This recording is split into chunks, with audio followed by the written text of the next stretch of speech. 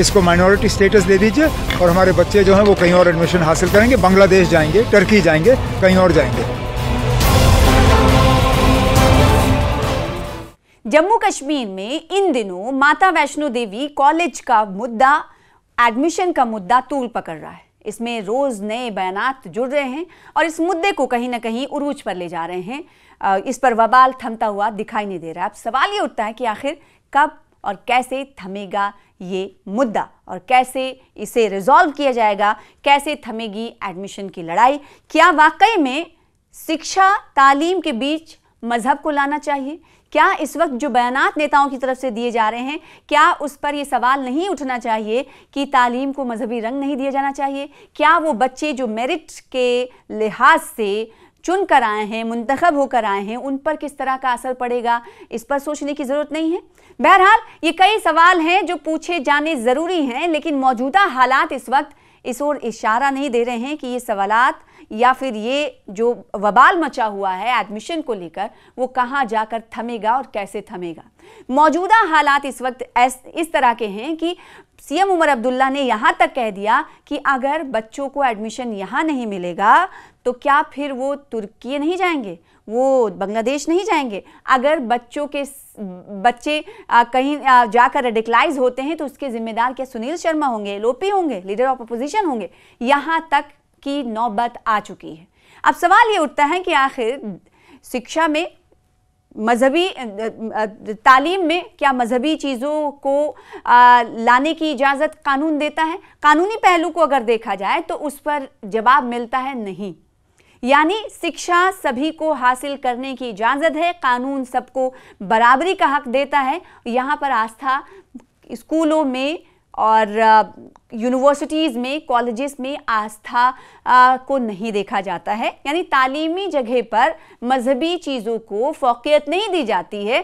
Simple चीज़ ये है, जो कानूनी जानकार हैं उनका सीधे तौर पर यह कहना है कि तालीमी जगहों पर, तालीमी मकामात पर मजहबी चीज़ों को नहीं देखना चाहिए। सिर्फ और सिर्फ यही उनकी तरफ से कहा जा रहा है। लेकिन ये तो सियासत है, सियासत में सब कुछ जायज़ है, ये आपने सुना ही होगा। तो इसलिए हम देख रहे हैं कि इस वक्त भारतीय जनता पार्टी और नेशनल कॉन्फ्रेंस, पीडीपी, इसके अलावा एमपी आगा सैयद रूहुल्लाह की तरफ से कहा जा रहा है कि नेशनल कॉन्फ्रेंस ने अपनी ही पार्टी को आईना दिखा रहे हैं कि नेशनल कॉन्फ्रेंस ने इस मुद्दे पर सही वक्त पर जवाब नहीं दिया। अब ये कह रहे हैं, इस तरह बयानात दे रहे हैं जो कि अब वक्त से बात निकल चुकी है, मतलब हाथ से बात निकल चुकी है। तब नेशनल कॉन्फ्रेंस ने इस पर रिएक्शंस देने शुरू किए। आज के ताज़ा बयान की बात करें तो सीएम उमर अब्दुल्ला ने सीधे तौर पर यह कह दिया है कि मजहबी रंग इस पर लाया जा रहा है, यानी एडमिशन के मुद्दे पर मजहबी रंग को पहनाया जा रहा है, क्योंकि ऐसा कौन कर रहा है? बीजेपी कर रही। तो दूसरी तरफ सीएम के इस बयान पर पलटवार भी आया है। भारतीय जनता पार्टी ने कह दिया है कि हम मजहबी रंग नहीं, हिंदू मुसलमान नेशनल कॉन्फ्रेंस कर रही है, सीएम कर रहे हैं। पहले ये दोनों बयान आप सुनिए, फिर उसके बाद आपको बताएंगे आगे की कहानी। जब माता वैष्णो देवी जैसे मेडिकल कॉलेज में बच्चे जाने के लिए तैयार हैं, उन्हें कोई इस बात की मतलब कोई परेशानी नहीं है कि वो नाम माता वैष्णो देवी का है या उस संस्था से पैसा लगता है, वो तालीम से उनका मतलब है, वो चाहते हैं डॉक्टर बनना। अब आप उनका मजहब देख के उनको एडमिशन डिनाई करना चाहते हो। कल को फिर वो अगर किसी और इंस्टीट्यूशन में चले जाएं जहां पे फिर वो रेडिकलाइज हो जाएं, इसके लिए फिर कौन सुनील शर्मा साहब कहेंगे कि वो कसूरवार हैं? आप ना मुसलमान बच्चों को इस तरह मत धकेलिए, क्योंकि उसके बाद फिर जो हो जाता है उसके लिए फिर आप पूरे कौम को कसूरवार ठहराते हो। मत करिए। और मैं फिर इस बात पे आता हूँ, अगर आप चाहते हो कि मुस्लिम बच्चे जो हैं आपके इस मेडिकल कॉलेज में नहीं पढ़ें, मेहरबानी करके इसका आप स्टेटस बदल दीजिए, इसको माइनॉरिटी स्टेटस दे दीजिए और हमारे बच्चे जो हैं वो कहीं और एडमिशन हासिल करेंगे, बांग्लादेश जाएंगे, टर्की जाएंगे, कहीं और जाएंगे। उमर साहब समाज को बीच में से तोड़ने की कोशिश कर रहे हैं। वो इस सारे मसले को हिंदू मुसलमान मसला बनाना चाहते हैं, मुसलमान समुदाय को भड़काने की कोशिश है और हिंदू समाज को डराने की कोशिश है। भारतीय जनता पार्टी दोनों समाजों को इकट्ठा रखना चाहती है, इकट्ठा लेके आगे चलना चाहती है। हम इस मसले का समाधान वैसा निकालेंगे कि जिससे हिंदू समाज जो है उसकी भावनाएं जो हैं वो भी आहत ना हो और मुस्लिम समाज के बच्चे जिनको राइट मिले हैं उनके राइट भी खत्म ना। बांग्लादेश और टर्की की बात की कि हमारे बच्चे जो मुस्लिम हैं फिर वहीं जाएंगे। क्यों उमर को बांग्लादेश और तुर्की याद आता है? बांग्लादेश और तुर्की कौन है? उनका भारत के साथ संबंध क्या है? आप भारत के जो शत्रु हैं उनको याद करते हो? क्या ये चीफ मिनिस्टर जम्मू कश्मीर का बयान है? क्या ऐसे चीफ मिनिस्टर का बयान है जिसने कॉन्स्टिट्यूशन के अंडर जो है ओथ ली है? तो भारतीय जनता पार्टी का और खुद यूटी के मुखिया यानी सीएम का बयान आपने सुना। अब सवाल ये उठता है कि इन बयानात को क्या वो बच्चे जो मुंतखब होकर आए हैं वो नहीं सुन रहे होंगे? क्या इस मुद्दे पर वो कान नहीं धर रहे होंगे? अब आप समझिए कि 12 पास करने के बाद NEET, national eligibility entrance test पूरे मुल्क में होता है, जिसमें अलग अलग कॉलेजेस उन्हें मिलते हैं जैसे उनकी मेरिट होती है।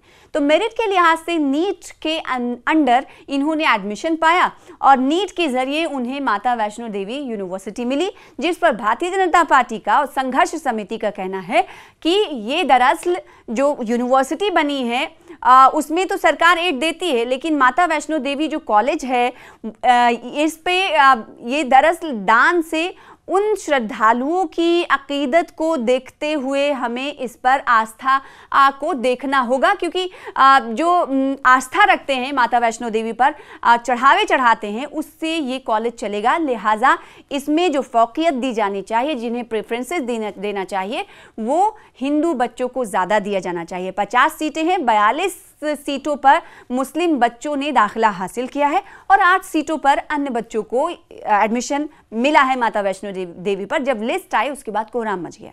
अब यही कहा जा रहा है कि जब आस्था से के डोनेशन से ये दान से ये कॉलेज चल रहा है, तो जो लोग आस्था रख रहे हैं, क्या माता वैष्णो देवी पर आस्था रखने वालों को फौकियत नहीं दी जानी चाहिए? वो सवाल खड़े कर रहे हैं।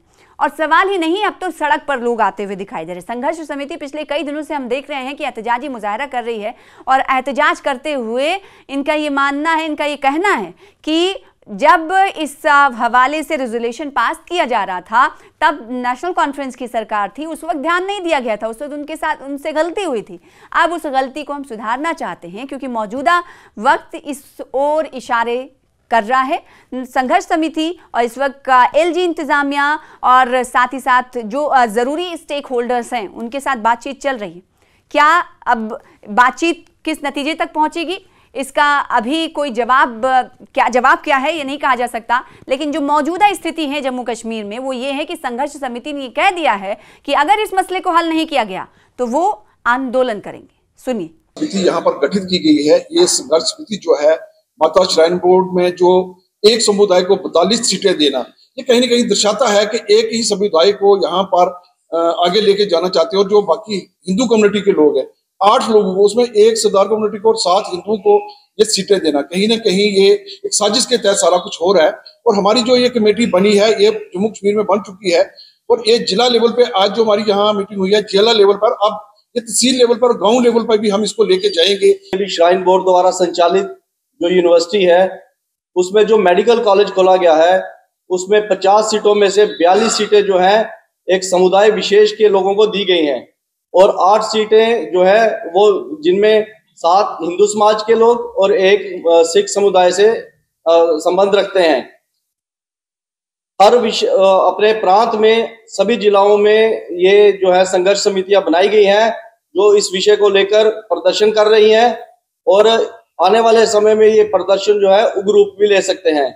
तो आगा रूहुल्ला की बात एक बार फिर से कर लेते हैं। आगा रूहुल्ला ने, जैसे कि आपसे कुछ देर पहले हमने कहा आपको कि उन्होंने कह दिया कि नेशनल कॉन्फ्रेंस को वक्त रहते इस मामले को देखना चाहिए, इतना तूल मामला पकड़ता जा रहा है। अब सवाल ये उठता है कि संघर्ष समिति ने आंदोलन की बात कह दी है, सीएम ये कह रहे हैं कि अगर बच्चे एडमिशन यहाँ नहीं लेंगे तो चले जाएंगे, तुर्की चले जाएंगे, बांग्लादेश चले जाएंगे। क्या ये चाहते हैं, क्या सुनील शर्मा चाहते हैं कि क्या कहते हैं बच्चे रेडिकलाइज हों? ऐसा इल्ज़ाम भी लगा रहे हैं सीएम उमर अब्दुल्ला। और दूसरी तरफ सुनील शर्मा पिछले दिन उन्होंने गुज़िश्ता दिन उन्होंने बयान दिया था, उन्होंने कहा कि ये पूरा मामला आस्था का तो है ही साथ लॉ एंड ऑर्डर का भी। आखिर लॉ एंड ऑर्डर की बात उनकी तरफ से क्यों कही जा रही है? क्या रिपकेसिव बनने वाले आने वाले दिनों में, मुस्तकबिल में क्या उन्हें ये लग रहा है कि ये ठीक नहीं हो रहा है?